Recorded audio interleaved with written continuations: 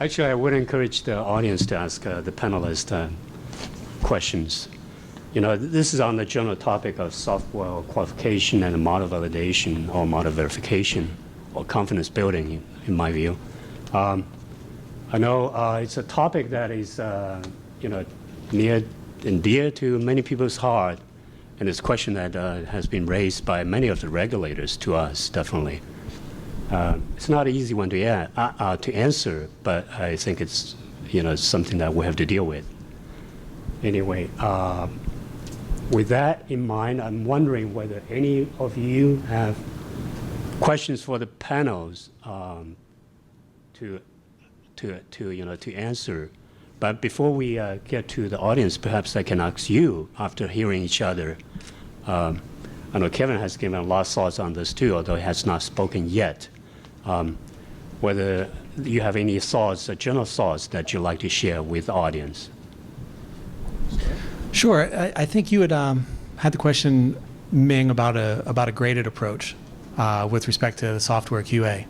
And I think that's important, and I think that's where the type of information like a barrier analysis comes in handy, to understand how much credit you're receiving from the different barriers to kind of help you to determine what level of QA is necessary for the review. That was just a quick comment that I forgot to mention. Yeah. Before I let you go, could you articulate a little more? You know, when you say, you know, you can consider the gradation work in, you know, in QA for the barriers. Are you expecting to see, you know, different parts of the system, for instance, you know, closer to the waste material itself, the engineered barriers, you would perhaps have a little more stringent QA requirements than some of the far field? I think from my perspective, I'm not as interested in the proximity of the barrier as I am in the how much does that barrier affect the overall performance of the site. If, like for instance, like maybe the HELP model is used for the cover, pore flow is used for near field and far field and gold sim and some of these models, we felt that the infiltration wasn't as risk significant as some of the cementitious barriers, so we didn't look at as much at the HELP model. And the graded approach is also on the maturity of the software. Some of the software, if it's more developed, we won't look necessarily as in depth at some of that information if it's already gone through a very rigorous QA process. But yeah, not so much proximity, but more the level of performance from the barrier that's being taken in the performance assessment is what's of concern to us. I guess my general thoughts are, you know, I started earlier in the day talking about vernacular and making sure everybody's on the same page. A couple things, and Paul may have talked about it yesterday, and I apologize I didn't see your talk. A couple things that we haven't talked much about is scaling, which is a big issue with these sorts of models, and making sure you've done that correctly and how you capture that in the model. Both spatial and the temporary. Yes, yeah. Absolutely. And that leads to, because the question of coupling has come up a number of times, and coupling leads to difficulties in your model. So you want to couple when the time scales suggest that you should couple, but not everything needs to be coupled. And it's kind of taking a conscious effort to look at that before you start coupling things, because it takes time and resources. And making sure you have the time scales analyzed to the point that you can deal with those issues. Additional thought from you, Craig? Yeah, I think this is a point that was made by probably at least a couple other speakers earlier in the day, and that is that when you're taking a probabilistic approach to your risk or performance assessment, one of the advantages of that is the analysis identifies, you know, which parameters, which inputs, which aspects of the model, which processes are the key to driving the decision. And so, you know, that provides an opportunity to tailor your quality assurance level of rigor, applied in a graded approach, and apply the highest level of rigor to the most important parts of the analysis. And if you find other aspects of the model are really not contributing to your particular application, then obviously that doesn't require as much attention. Thank you. Again, I'd like to open up again to the audience. Do you have any additional thoughts or questions for the for the panelists on this general topic? Ken is coming up.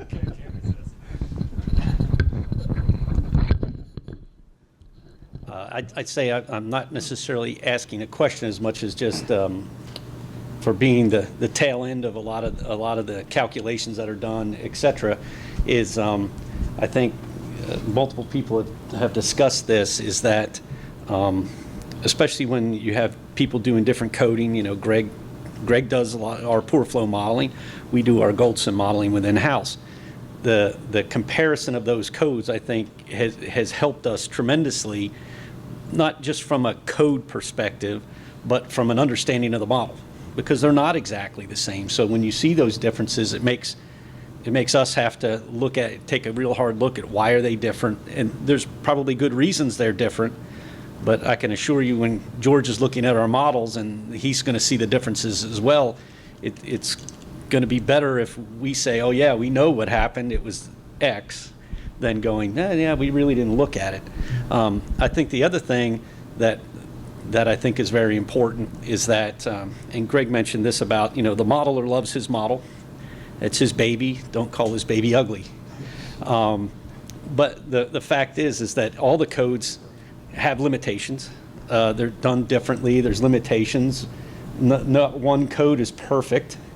You know, they're models, and so the modelers being able to accept the fact that their model isn't necessarily perfect, and maybe they can learn something from a different model or modeler or reviewer. You got to be open to that criticism, and not just put the blinders on and go, I don't care what they say. I'm not going to listen. I'm not going to change the way I do my work. That doesn't help any of us. You don't move forward like that. So, you know, I've seen it with the work that's been done and all the different people that have reviewed our stuff, is that you always want to be open to those comments, because it's going to make your product better in the end. And so, again, you don't want people to call your baby ugly, but, you know, sometimes maybe they can be cleaned up a little bit. And I just think that's important.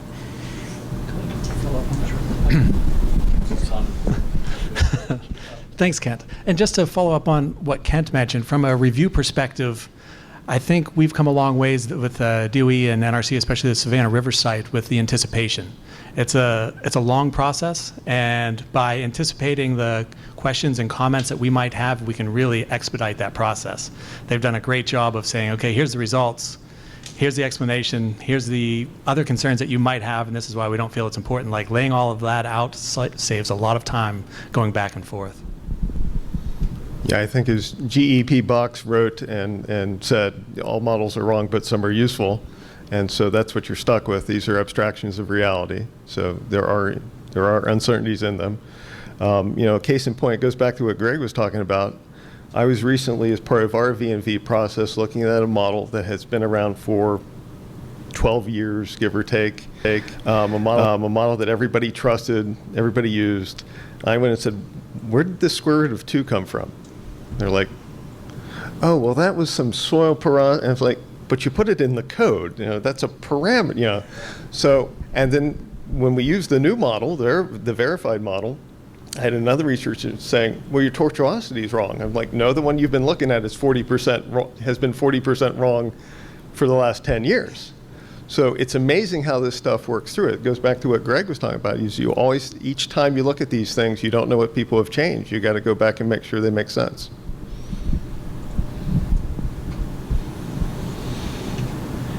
Thank you. Coming back to my original question, you know, where I came from is, as you're probably aware, that DOE AU organization is in the process of issuing policy on software qualification requirements. So discussed with, you know, that group was include an aspect related to the qualification requirement for our activities that support, you know, cleanup and closure of our sites. You know, obviously our sites, our activities do differ somewhat from the design, construction, and operation of, you know, different categories of nuclear facilities that are required to, you know, support weapons production to some extent. So, so a question that has been brought up is whether there is a need to differentiate between the requirement to satisfy the safety of those facilities versus, our activities. Minus, perhaps, the design, the construction, and operation of the waste treatment plant itself. So, do we need? I'm asking the group as a whole. Do we need, in our guidance that we are supposed to develop pretty soon, need to call out the differences and and make the practitioners aware of those differences and be very clear about the different expectations that are required to meet our goals.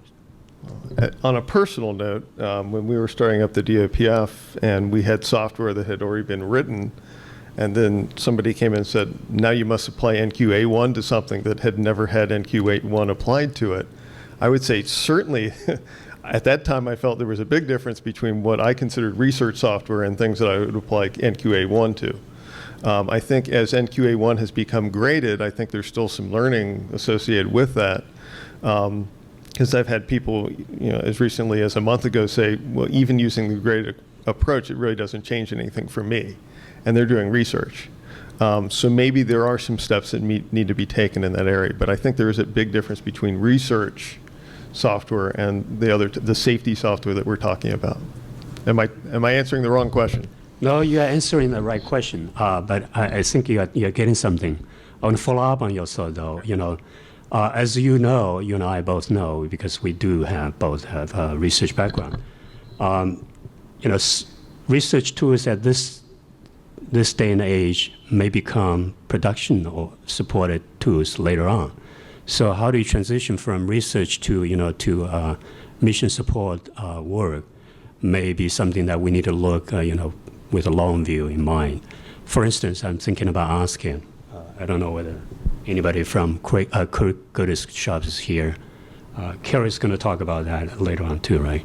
So when we stood up the program, the expectation that the asking program, the expectation is asking will need to support compliance calculations at some point in the future.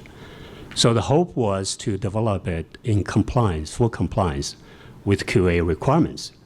But as we all know, because of budget constraints and some of the work may not have been executed to that level of requirements.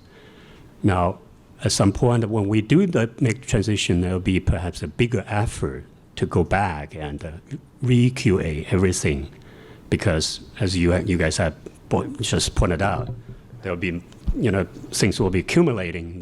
They will be buried somewhere in the code itself, and may not be that obvious to a second generation, even after George down the road.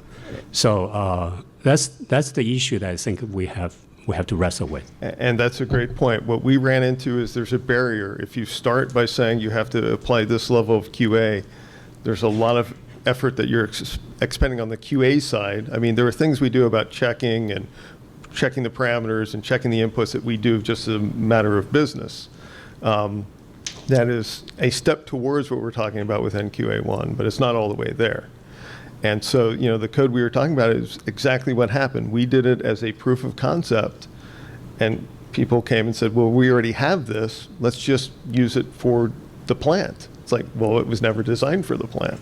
So you're right. Then we had to do a bunch of work. It was possible, but it required a lot of effort to do that. So it's better if you can plan it up front, but you don't always have the resources to do it up front. So there's a barrier, an entry barrier there to having that sort of put in place. I'm not disagreeing it's a good idea, but there is a certain amount of resources you have to account for to do that.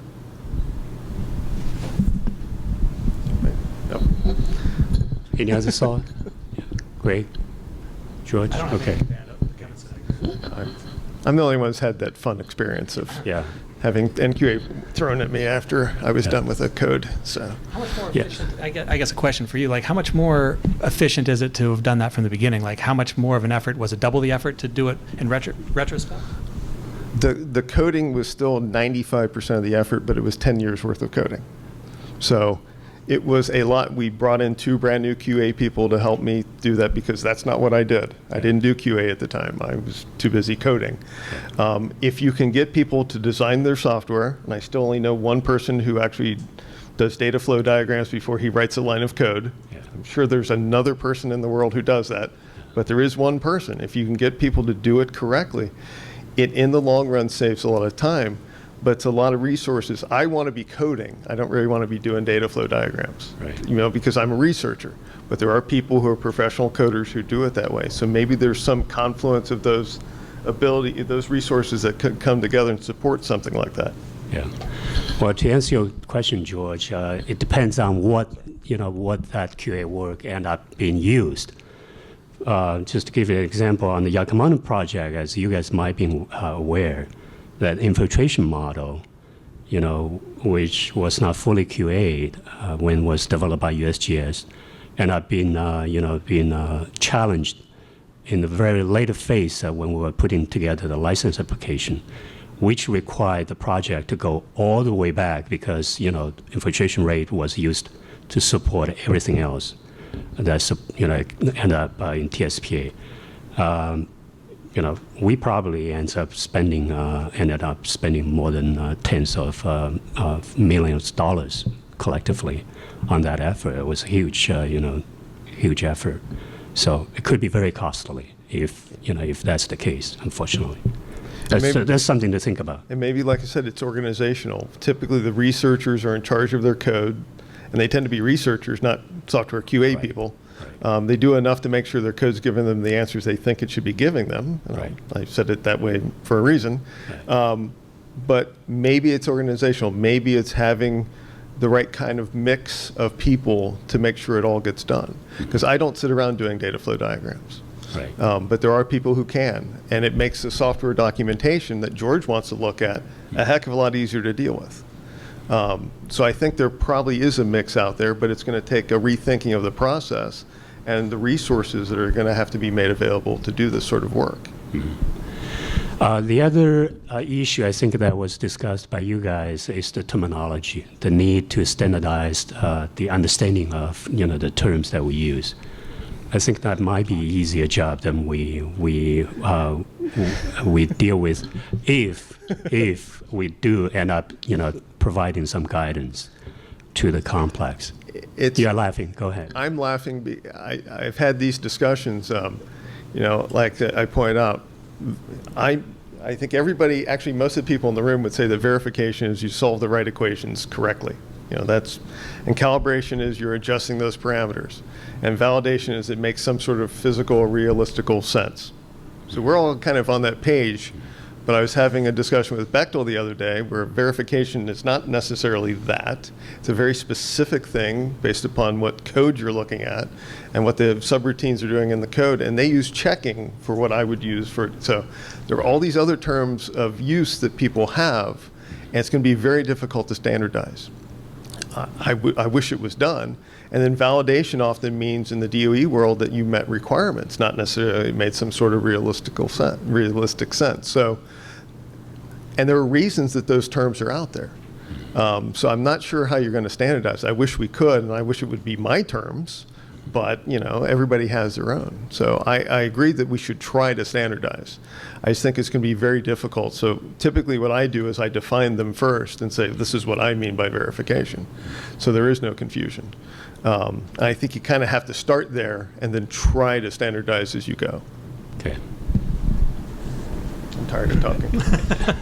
I think that's a good point. I agree with Kevin. I think it will be a little bit of a challenge. From my perspective, I'm not as concerned what definition is agreed upon as long as it's laid out clearly what you mean when you say it in that document. It's like diffusion. Everyone seems to have different definitions of diffusion, effective diffusion. As long as it's in the document very clearly what it is that you're reporting, we can work with it. Do you want to talk some more? No, Any thoughts on the issues from the audience at all? Okay. Let me ask a kind of follow-on question, kind of related to that. Kevin, you reviewed many sites, in the complex. Yeah, Matt is coming up, so I'm pretty sure he'll provide some. Let's thinking, let Matt answer. No, keep going. Okay, questions. sorry. So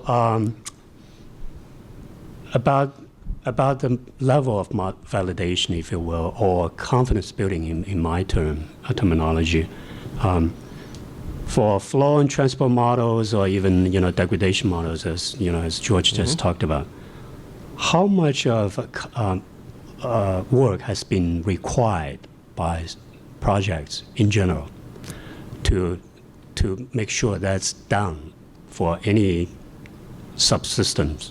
Well, I model. can speak to that, but I think the guys on either side of me have much better perspective on that than I do. So what level is required?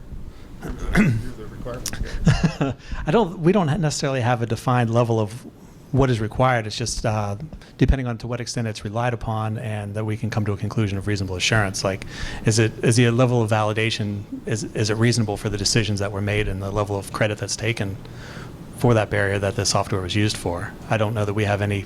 I'm not aware of any definition of how much is required. That sounds to be a kind of site-specific requirements that each reviewer would impose on your review, on the NRC review. Yeah, Or- I think we look at it on a case-by-case basis. We try to be consistent across the agency. It's always a challenge. People have different areas of expertise.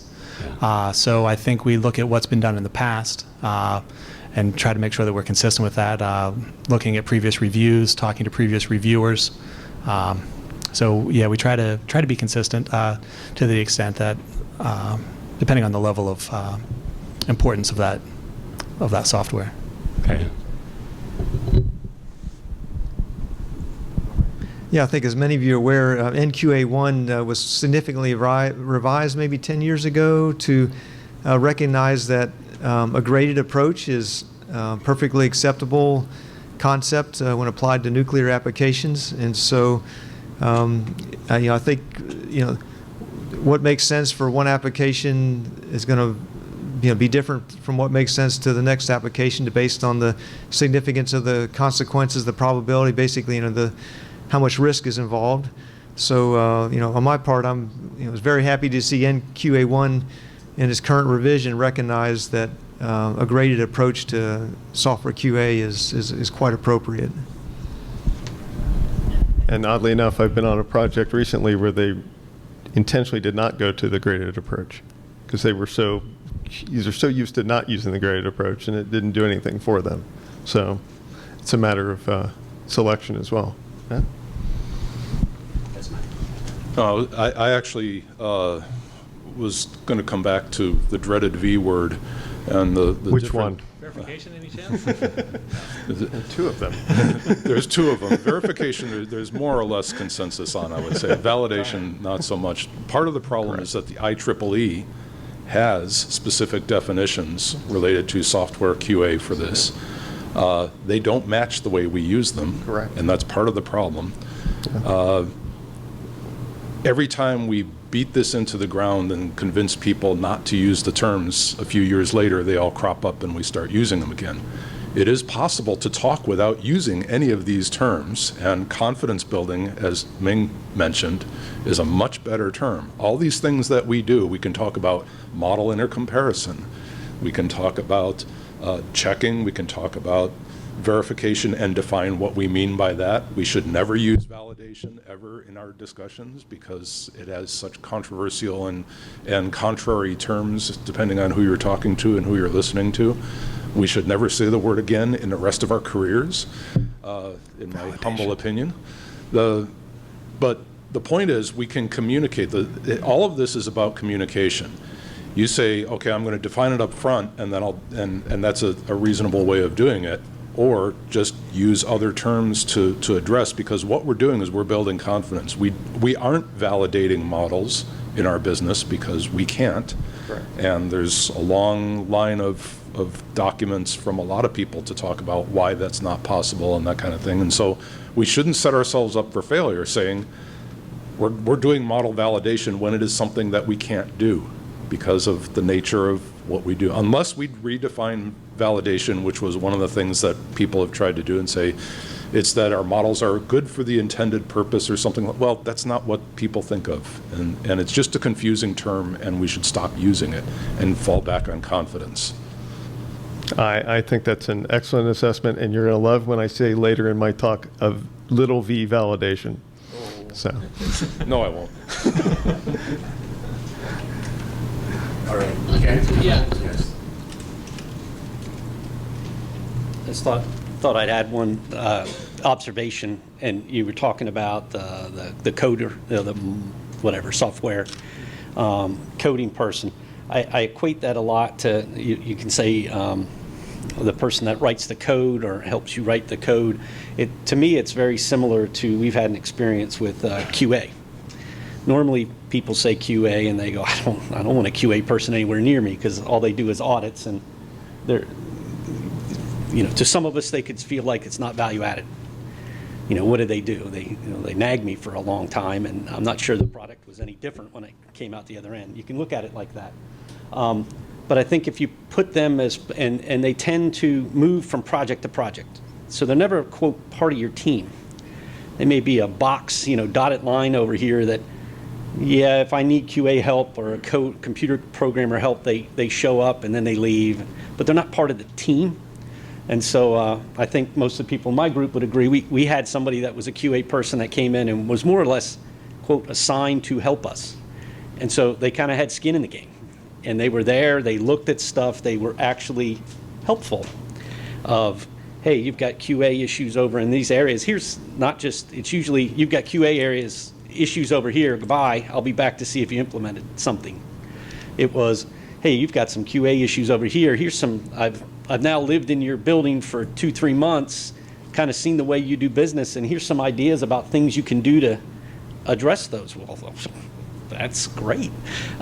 It's helpful, and I think it's the same way with computer programming or QA or whatever, is if it's all part of the team from the beginning, and they understand what you're doing and what your vision is, they may be able to help you get that incremental part up front that won't be as painful at the back end. It's just an observation, is that I wish I had that person back because they went to another site. So, but that it really was valuable. So, I think that's what we were talking about before with the organizational principle and how you get the right mix at the beginning. Software, QA, researchers. I also just wanted to add a comment, a plea for managers. I think I wanted to stress the importance of training for the staff on the software. Even having been involved with the CBP for years, reviewing the software, I haven't used the most recent version, but when I do, like if I were to apply that to a site, I will have many problems to work through and errors that I'll make that I won't even be aware of. They've done a great job, I feel, of providing introductory training for the software with the previous releases, but that's not sufficient, I don't think, to be able to pick up that software and run with it and not make mistakes. I think it's an ongoing learning process, so I think it's really important that it's difficult for other people, like the people who develop the software, know all the guts in there and all the buttons to click. It's a little bit more difficult for other people that aren't as familiar, so I think it's very important that the training is ongoing. I think there was a study by Igor Linkov years ago where they took an environmental assessment model, and I'm a little hazy because it's been a while. And they took the exact same model, gave it to 9 qualified researchers, gave them the exact same problem to solve, and they got, I think, 5 or 6 orders of magnitude different answers coming out the back end. So what you run into is just what George is talking about. I write a model for me. That's how most people write their models. So it's often hard for other people to use models. So you have to be very cognizant of who's going to use the model. Thank you. I'm pretty sure we'll have to continue this dialogue, for years to come.